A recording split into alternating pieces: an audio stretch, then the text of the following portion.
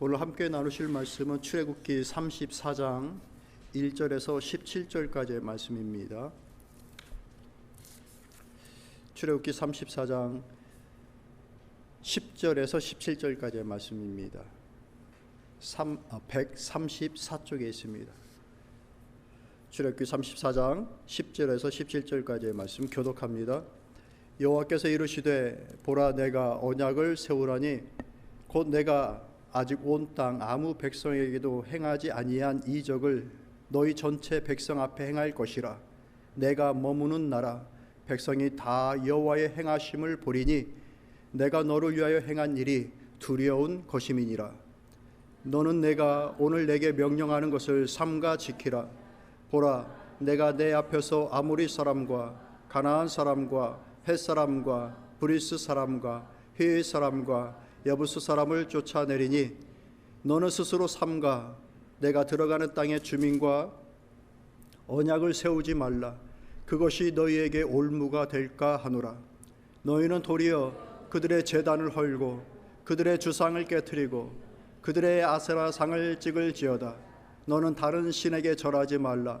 여호와는 질투라. 이름하는 질투의 하나님이니라. 너는 삼가 그 땅의 주민과 언약을 세우지 말지니 이는 그들이 모든 신을 음란하게 섬기며 그들의 신들에게 제물을 드리고 너를 청하면 내가 그 제물을 먹을까 함이며 또 내가 그들의 딸들을 내 아들들의 아내로 삼음으로 그들의 딸들이 그들의 신들을 음란하게 섬기며 내 아들들에게 그들의 신들을 음란하게 섬기게 할까 함이니라. 너는 신상들을 부어 만들지 말지니라. 아멘. 계속하여서 언약과 관련되어진 말씀을 여러분과 함께 나누겠습니다. 오늘 말씀의 제목 한번 읽어보시겠어요? 같이 있습니다. 다시 세우신 언약. 하나님께서 이미 세우신 언약이 있음에도 불구하고 언약을 다시 세우셨다라고 얘기하고 있는 겁니다. 제목 속에. 왜 그러셨을까? 왜 하나님이 언약이 이미 있는데 그 언약을 다시 세우실까? 질문하게 되죠. 왜냐하면 그 앞에 있는 언약이 깨어졌기 때문입니다. 34장 1절은 모세가 돌판을 다시 준비하여 가는 장면으로 시작됩니다. 그러니까 먼저 받았던 돌판을 깨트려 버렸어요. 32장에 그 이유가 나오는데 어떤 이유인지 아시죠? 그러니까 이스라엘 백성들이 모세가 시내산에서 하나님과 만나 하나님의 말씀을 받는 동안에 모세가 더디 내려오는 것 때문에 기다리지 못하고 인내하지 못하다가 자기들 나름대로의 신을 만듭니다. 그러면서 이름 붙이길 여호와라고 얘기를 합니다. 그런데 송아지 형상을 만들어요. 여호와인데 송아지 형상으로 우상을 만들어버린 꼴이 된 것이죠. 자, 이 말씀은 정확하게 하나님께서 십계명을 주시면서 하지 말라라고 했던 그 말씀을 정면으로 도전하고 깨트리는 행위였습니다. 십계명을 우리가 잘 압니다. 하나님께서 말씀하여 주시고 명하신 많은 율례와 규례들이 있는데 그 중에 십계명을 따로 떼어 출애굽기 20장에서 말씀해 주고 있습니다. 여러분, 십계명이 가장 위대한 계명입니까? 맞습니다 라고 대답할 수 있겠죠. Ten Great Commandment라고 얘기하잖아요. 그러니까 위대한 계명인 거예요. 그게 최상, 최고, 최순의 그런 계명일까? 또 그건 아닌 거예요. 십계명이 최고의 계명이며 동시에 십계명은 마지막 보루의 명령인 거예요. 이것을 넘어가면 더 이상 여호와 하나님을 섬기는 것이 아니게 되는 것. 그게 십계명의 의미예요. 제1계명이 뭡니까? 너는 나 외에 다른 신을 내게 두지 말지니라. 하나님을 섬긴다고 하면서 다른 신을 따로 또 둬요. 하나님을 섬긴다고 할 수 있어요? 없어요. 너를 위하여 우상을 만들지 말라. 하나님을 섬긴다고 하면서 자신을 위해서 우상을 따로 만들고 섬겨요. 절해요. 하나님을 섬긴다고 할 수 있어요? 없는 거예요. 여호와의 이름을 망령되이 일컫지 말라라고 말씀하십니다. 여기서 망령되이 일컫는다라는 것이 어떤 의미인가? 악용한다라는 겁니다. 우습게 여기고 가볍게 여긴다라는 겁니다. 여호와의 이름을 악용하는 거예요. 이용은 하는데 어떻게 이용해요? 악용. 어떻게? 자기 자신의 유익. 오늘날 수많은 사람들이 교회의 이름을 들고 여호와의 이름을 들고 목사의 이름을 들고 악용하는 경우들이 많습니다. 여러분 분별하셔야 됩니다. 그것은 하나님께 정면으로 그 말씀에 도전하는 행위가 되어지는 거예요. 모세가 돌판을 들고 내려옵니다. 얼마나 힘들었겠어요. 40일 동안 굶고 있다가 내려오는 거예요. 그런데 저 멀리 이스라엘의 진중에 요란하고 난리가 난 것을 여호수아가 알리면서 어찌된 일인가 봤더니 그 일이 벌어지고 있는 거예요. 모세가 더디 오는 것을 보면서 나 외에는 다른 신을 두지 말라 했는데 우상을 만들고 금상을 만들어서 그 앞에서 여호와의 날이다라고 하면서 페스티벌을 벌입니다. 잔치를 날고 음식을 나누면서 즐겁게 떠듭니다. 그 모습을 본 모세가 하나님으로부터 받은 이 돌판을 산 아래로 내던져버립니다. 얼마나 화가 났을까, 분노했을까.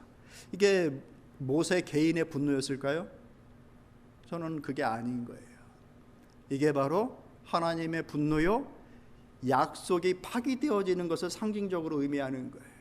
십계명이 깨트려지는 것은 하나님과 이스라엘 백성과의 그 언약의 관계가 깨져버리는 것을 의미하는 겁니다. 그래서 그날 이스라엘 백성들이 진중에서 3,000명이 죽습니다. 하나님도 슬픈 일이요, 이스라엘 민족에게서도 슬픈 날이 되어질 수밖에 없는 그런 상황이 벌어졌던 것이죠. 왜? 언약의 백성, 약속의 백성이라고 한 그것이 깨져버리는 거예요. 이제 33장에 가보면 그런 것들 때문에 모세가 하나님께 눈물의 간청을 합니다. 제 이름을 지어줄지언정 하나님 이 백성을 버리지 말아 주십시오. 하나님 이 백성을 떠나지 말아 주십시오. 모세가 하나님 앞에 간청을 하며 기도를 합니다. 그 기도에 하나님께서 그래, 약속되어진 가나안 땅으로는 내가 들여보내 주마. 그러나 내가 너희들과는 같이 가지 못하겠다라고 얘기합니다. 왜냐하면 그 목이 뻣뻣한 너희들, 나를 알지 못하고 정면으로 나를 거역한 그들, 그렇잖아요.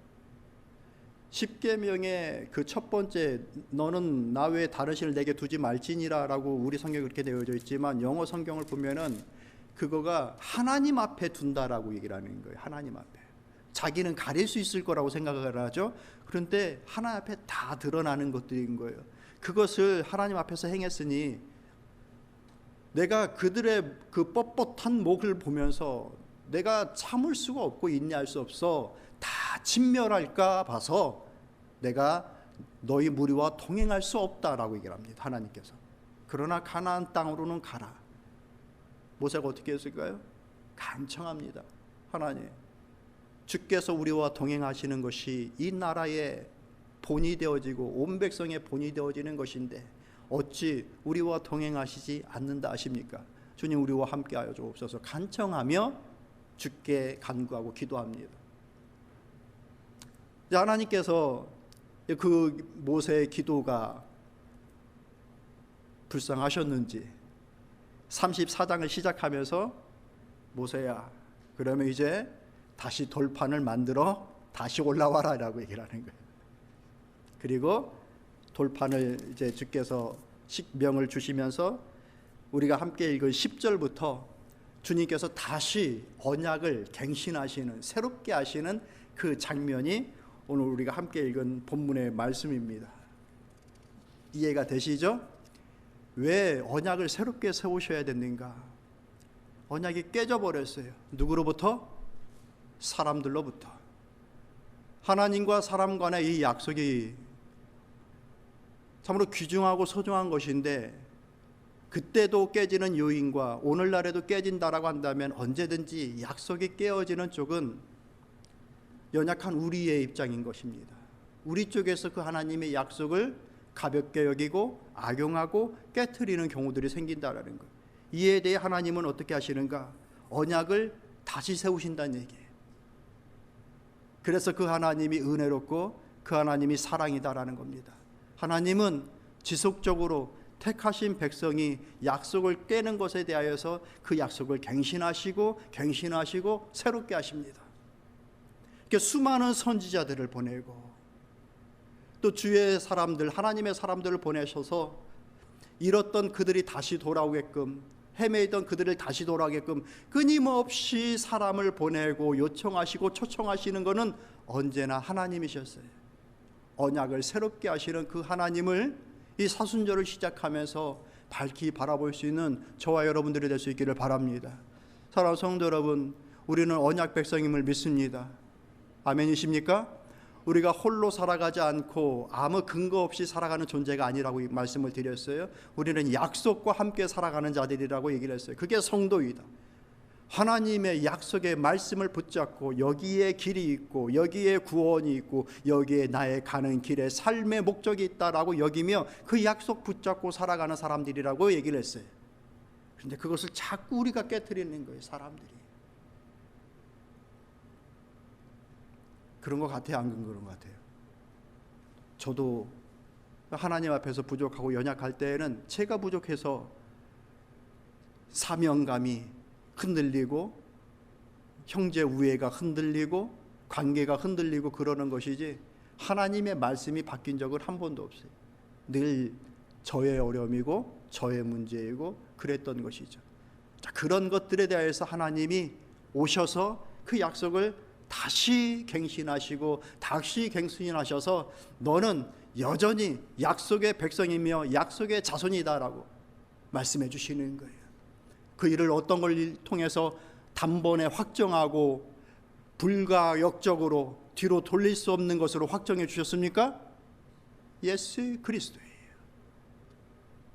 이 언약을 완전하게 새롭게 세우기 위해서 주신 것이 무엇이냐? 예수 그리스도의 십자가예요. 그러니 우리가 예수 그리스도의 십자가 앞에 서면 언제든지 그 약속은 다시 새롭게 되어져요. 근데 이 예수 그리스도와 멀리 가 있으면 우리는 그만큼 하나님의 약속과 멀리 있는 존재로 살아갈 수밖에 없는 거예요. 그래서 사랑하는 성도 여러분, 예수 그리스도께로 가까이 와 하나님께서 예수 그리스도를 통하여서 우리에게 주신 그 약속과 함께 살아가는 성도 여러분 되시기를 다 축복합니다. 하나님은 어느 정도까지 하면서 약속을 파기한 것을 갱신하시고 새롭게 하시는가? 금송아지를 만들 정도의 인물임에도 그 약속을 갱신해 주시는 거예요. 금송아지라는 게 뭐예요? 32장 1절과 8절의 말씀 보면은 그렇게 합니다. 이는 너희를 애굽에서 인도하여 낸 너희 신이라. 그들이 신앙을 버렸던 것이 아니에요. 하나님을 버렸던 것이 아니에요. 문제는 왜곡한 거예요. 그거를 여호와라고 말을 하고 있는 거예요. 여호와가 아닌 것이 뻔한데, 자, 이런 것들이 바로 우상숭배인 것이죠. 그런 의미에서 우상숭배라는 것은 넓은 의미로 보면은 하나님을 자기 방식대로 재구성해서 믿어 나가는 것이 다 우상숭배가 되어지는 거예요. 그럼 오늘날 우리는 우상숭배를 하지 않는가? 우리도 우상숭배할 수 있다라는 거예요. 직접 어떤 금상을 만들어 놓고 절하지는 않는다 하더라도 하나님을 내 마음대로 조각하고 내 마음대로 끌어내려 놓고 내가 믿고 싶은 대로 믿으며 그것이 하나님이라고, 이게 나를 구원하신 여호와 하나님이며 예수 그리스도라고 하면서 간다라고 한다면 그게 우상이 되어진다는 얘기예요. 사랑하는 성도 여러분, 우리의 마음과 생각을 옳게 세울 수 있기를 축복합니다. 기울어진 마음을 옳게 세워야 돼요. 사순절은 1년에 한 번, 부활절을 준비하면서 40일 전까지의 기간, 우리 이 기간에 우리의 신앙을 다시 바로 세우고 믿음의 자세를 바로 세울 필요가 분명히 있습니다. 그냥 허투루 보내면 안 돼요. 특별히 사순절은 고난을 바라보면서 가는 기간이기 때문에 예수 그리스도께서 나를 향하여 받으신 그 고난의 의미가 무엇인지를 깊이 생각하면서 내 마음과 생각, 내 신앙의 자세를 바로 세우는 것이 참 중요합니다. 근데 우리 겉모습만 세우는 것이 중요한 것이 아니라 우리 안에 있는 우리의 신앙을 바로 세우는 것이 훨씬 더 중요해요. 왜? 우리가 자꾸 기울어지거든요. 왜? 세상이 기울어져 있기 때문에. 뭘로? 행복의 기준으로, 옳고 그름의 기준으로 이 모든 것들이 많이 기울어져 있어요. 그래서 사람들이 성공이다라고 얘기하는 것은 많이 가지고 많이 버는 것이 성공이다라고 생각하는 경우들이 굉장히 많습니다. 그 많이 번 것을 가지고서 마음껏 소비하는 것이 행복이다라고 여기는 경우도 많습니다. 세상에 그 어떤 누구보다도 내 자신이 가장 존귀한 자이어서 타인도 관계도 하나님도 나보다 중요하지는 않고 내 생각보다 우월하지는 않다라고 여기며 살아가는 시대입니다. 세상이 그렇게 기울어져 있어요. 여러분, 그런 것 같습니까? 안 그런 것 같습니까? 안 그런 것 같다고 한다면 여러분 도사예요. 그냥 다른 데서 살고 계시는 분들이에요. 전 참 그게 많이 보이거든요. 아이들과 대화할 때에도 돈 많이 벌어야 성공하는 것에 대한 압박감을 갖고 있어요. 예술이 없어요. 문학이 없어요. 감성이 없어요. 일단 많이 벌어야 성공한다. 이게 안 하면 나는 지금 도태되고 막 불안한 거예요. 근데 그러지 않아도 되는데, 행복이 뭔가 많이 벌어서 내가 사고 싶은 거 언제든지 마음껏 막 사는 거. 차도 한 10대 되고 막 이름도 모르는 차를 차고에다 세워놓고 1년에 한 번도 안 몰고 그걸 막 자랑하고 행복해. 왜 그거 없으면 난 너무 불행해. 막 이렇게 되어져 버리는 경우도. 세상이 많이 기울어졌어요. 그러다 보니까 우리도 막 기울어져요. 나는 안 그러려고 하는데 기울어진 세상에 딱 서 있다 보니까 자연적으로 그쪽으로 쏠려 내려가요. 불안해요. 그렇게 하지 않으면. 그러니까 어떻게 해야 될까요? 억지로 이쪽으로 기대고 살아가야 돼. 우리가 하나님께로, 기울어진 세상에서 하나님께로 나를 자꾸 기울여 놔야 돼요. 그래야 내가 밀려 내려가질 않아요. 하나님 섬김조차도 내가 딱 만들어 놓고 이게 여호와라 라고 하니 그 하나님께서 약속을 어찌 지속해 나갈 수가 있겠는가? 돌판이 깨져버리는 것이죠. 그럼에도 불구하고 은혜로우신 그 하나님은 언약 백성을 버릴 수가 없어요. 여러분, 이게 하나님의 또 다른 속성이에요. 공의의 하나님은 돌판을 깨트릴 수밖에 없지만 사랑의 하나님은 그들을 외면할 수가 없어요. 아브라함과 이삭과 야곱에게 약속하셨던 그 약속을 깨트릴 수가 없어요. 그래서 오늘 내가 너희와 새 언약을 세운다라고 하면서 그 말씀을 주시는 거예요. 여기서 세운다라는 말씀의 직역을 하면 뭐냐? 자른다라는 거예요. 옛날 사람들은, 그 지역에 있는 사람들은 약속을 할 때에 짐승의 배를 잘랐습니다. 그리고 그 짐승을 중간, 그 양옆으로 놓고 그 중간 사이를 오가면서 맹약을 합니다. 그 의미가 뭐예요? 약속이 깨지면 죽는다는 얘기예요. 그 약속의 무게가 그만큼 크다라는 얘기죠. 우리 주님께서 그 약속을 다시 세우겠다. 그리고 내가 너희에게 기이한 일을 보여주겠다라고 얘기합니다. 여기서 말씀하고 있는 그 기이한 일이라는 것은 하나님 아니면 할 수 없는 그 일을 내가 하겠다라고 얘기를 하시는 거예요. 다시 새롭게 세우신 그 약속을 아주 명확하게 해주십니다. 잊어먹지 말아라. 그동안은 모세에게 얘기하고 말씀의 문장 속에 들어가 있던 약속이었는데 이제는 아예 딱 못을 박아 내가 서약한다, 세운다 하면서 아주 정확하게 약속을 딱 드러내시는 거예요. 그러면서 너와 약속을 맺은 나라는 존재가 어떤 존재인지를 똑똑히 알아라 라고 하면서 그 하나님 그분 자신에 대해서 얘기해 줍니다. 우리가 사람을 겉보기에 참 좋다 그래가지고 물렁물렁하게 봤다가 큰 거 다치는 경우들이 있는 거예요. 하나님이 은혜의 하나님, 사랑의 하나님이라고 하니까 대충 아무거나 해도 되는 줄 알고 있다가 하나님이 결코 용납하지 않는 것이 있다라는 것을 아주 명확하게 해주십니다. 그러면서 그분 자신을 얘기해 주시는 거예요. 12절 13절 말씀 여러분 한번 읽어보시겠어요? 있습니다. 시작. 너는 스스로 삼가 내가 들어가는 땅의 주민과 언약을 세우지 말라. 그것이 너희에게 올무가 될까 하노라. 너희는 도리어 그들의 제단을 헐고 그들의 주상을 깨뜨리고 그들의 아세랑을 찍어라. 그러면서 14절에 너는 다른 신에게 절하지 말라. 여호와는 질투라 이름하는 질투의 하나님이니라. 그분 자신에 대해서 말씀해 주십니다. 뭐라고? 여호와는 질투의 하나님이라.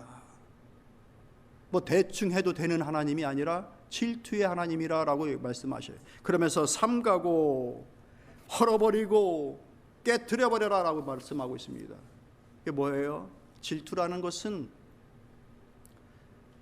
인격적으로 사랑을 독점적으로 하는 사람들 간에 맺어질 수 있고 나타날 수 있는 거예요. 누군가하고 이렇게 사이가 좋아요. 그런데 사이가 좋게 지내다가 다른 사람도 이 사람도 막 사랑해주고 이 사람도 저 사람도 사랑하고 막 그러면은 그 정도의 관계인 사람인 거예요. 그런데 내가 이 사람과 사랑하고 관계인데 그 사랑하는 대상이 다른 사람도 사랑하고 있으면은 견딜 수 없는 관계라고 한다면 그걸 허용이 안 되는 것이죠. 용납이 안 되는 것이죠. 부부간에 그러잖아요. 서로 사랑하는 관계인데 이 사랑은 서로 독점적인 사랑인 것이잖아요. 근데 이 사랑은 사랑이 너무 풍성한 사람이라서, 사랑의 은사가 있는 사람이라서 나도 사랑해주고 저 사람도 사랑해줘. 역시 우리 남편은 사랑의 은사가 있어 하면서 봐줄 수 있는 와이프가 어디 있어요? 그럴 수 없는 거예요. 이 사랑은 독점하여 하는 사랑인 거예요. 자, 거기서 다른 사랑이 나타날 때 갖는 마음, 그것이 질투예요. 시기심하고는 다른 거예요. 이것은 오직 나에게만 와야 되는 사랑. 근데 그것이 잘못됐을 때에 나타나는 마음, 그게 질투예요. 하나님께서 말씀하시는 게 바로 그거예요. 나와 비교하여서 섬길 수 있는 하나님이라고 하는 존재는 없다. 삼가라, 헐어라, 깨트려라. 나와 비교되어진 것처럼 보여지는 것이 있다고 한다면 그렇게 다 제거하여 오롯이 나를 향한 그 마음을 가지고서 내 앞에 서라. 이게 여호와 하나님의 말씀이에요. 약속의 조건이에요. 사랑하는 성도 여러분, 이것은 대단히 중요한 겁니다. 우리 신앙 속에서. 왜냐하면 하나님께서 우리를 그렇게 전폭적으로 사랑하시고 전부를 통하여서 우리를 구원하시고 맹약을 하셨기 때문에 우리 또한 조금 남는 것으로 행하는 것이 아니라 내 모든 것을 가지고서 그 하나님을 신뢰하고 섬기며 의뢰하며 그 하나님을 찬양하며 살아가야 될 몫이 저와 여러분에게 있습니다. 하나님을 사랑하시되 기꺼이 그 마음을 갖고 하나님을 섬겨 나갈 수 있는 사랑하는 성도 여러분들 다 되시기를 축복합니다. 나누어 가질 수 있는 사랑이 아니에요. 나누어 드릴 수 있는 사랑이 아니에요. 하나님도 사랑하고 하나님도 섬기고 다른 신이라고 일컬어지는 것도 사랑하고 섬기면서 우리 여호와 하나님을 사랑하고 섬길 수가 없어요. 그것을 아주 명확하게 해주신 것입니다. 그러면서 삼가라고 얘기를 하는 거예요. 조심해라. 기울어지지 않게 순전하게 조심하여라. 너를 지켜 나아가라. 말씀을 드렸다시피 자꾸 우리의 중심이 한쪽으로 쏠린 이 세상이라고 하는 운동장에서 우리의 마음도 자꾸 그렇게 쓸려 내려가기 때문에 무슨 말씀이신지 깨달아지십니까? 예, 사순절을 우리 그렇게 보냈으면 참 좋겠습니다. 하나님을 순전하게 섬기는 마음으로 새롭게 그리고 강건하게 이렇게 서나가는 것, 회복되어지는 것, 그것을 기도하며 가십시다. 우상은 부숴버리고 깨트려버릴 것이라고 분명하게 말씀해 주셨어요. 17절 말씀을 한번 읽어볼게요. 있습니다. 너는 신상들을 부어 만들지 말지니라 라고 말씀하셨는데 이것을 10계명의 그 3절 4절의 말씀을 연결하여서 읽으면 훨씬 더 자세하게 읽을 수가 있습니다. 20장 3절 4절을 같이 읽어볼게요. 있습니다. 너는 나 외에는 다른 신들을 내게 두지 말라. 너를 위하여 새긴 우상을 만들지 말고 또 위로 하늘에 있는 것이나 아래로 땅에 있는 것이나 땅 아래 물속에 있는 것에 어떤 형상도 만들지 말며 라고 얘기합니다. 만들지 말고 섬기지 말고 절하지 말아라. 그것이 너를 위하여 행하는 모든 것들이기 때문에 하나님을 섬긴다라고 하면서 섬기는 것인데 정작 그것은 너를 위하여 행하는 것, 그러니까 나를 위하여 행하는 것으로 하나님을 섬길 수 있다라는 것이에요. 조금 이제 깊이 말씀을 들여다보면 우리가 그럴 수가 있는 거예요. 여러분, 하나님을 찬양하고 하나님을 섬기고 하나님을 영광되게 하기를 소망하며 주께 서 계신 분들인 줄로 믿습니다. 맞습니까? 뭐 물어봤는지도 모르겠어요 지금.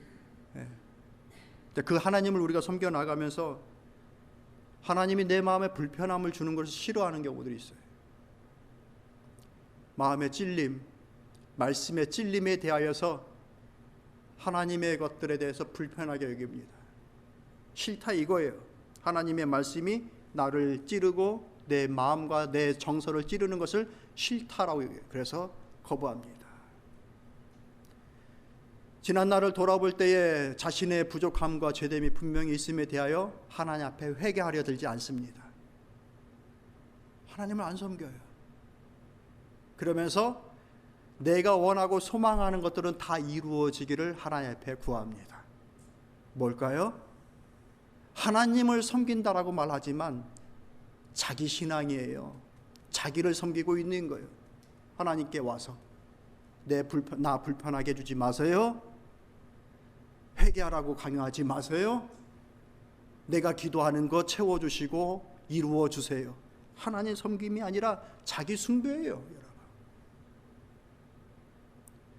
이런 일들에 대해서 우리만 그러느냐? 아니요, 사람 전체가 다 그래요. 칼빈은 그것에 대해서 뭐라고 얘기하는가? 사람의 마음은 우상을 찍어내는 공장과 같다라고 합니다. 우상이 달리 우상이 아닙니다. 자기 욕심 따라서 행하는 것이 우상인 거예요. 형상을 왜 만듭니까? 그 형상한테 빌면 내 욕심 채워질 거 기대하면서 비는 거잖아요. 절집 왜 찾아갑니까? 거기에 부쉈돈 올리면 내가 바라는 거 이루어질 거라고 생각하면서 부쉈돈 올려놓는 거잖아요. 우상이에요, 다. 그게 다 우상인 거예요. 자기 숭배예요. 너를 위하여 하지 말라. 하나님을 섬기는 일, 너를 위하여 내게 오지 말라. 강력한 말씀, 너무 심한 말씀 아닙니까? 라고 하는데 우리 자세가 바로 그래야 되는 거예요. 하나님을 위하여, 주께 영광 되어지길 위하여 주 앞에 쓸 때에 우리의 길을 인도하시는 하나님이심을 믿습니다. 일찍이 우리의 신앙의 선배들은 사람의 제일 되는 목적이 뭡니까? 뭘까요? 고민하며 질문했어요. 사람의 제일 되는 목적은 하나님을 영화롭게 드리는 것과 그 하나님을 인하여 즐거워하는 것이라 말을 했습니다.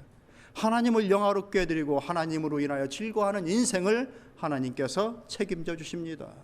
우리의 믿음은 언제나 거기에 있어요. 나를 위하여 라고 한다면서 하나님 앞에 오면 나는 어느 구석에서 하나님 몰래 금신상은 금송아지를 만들고 있는 거예요. 근데 그것을 모르실 하나님이겠는가? 너는 내 앞에 다른 신을 두지 말라. 제1계명이에요. 그게 하나님 앞에 숨길 수가 없어요. 우리가 우리의 마음을. 말씀을 정리하도록 하겠습니다.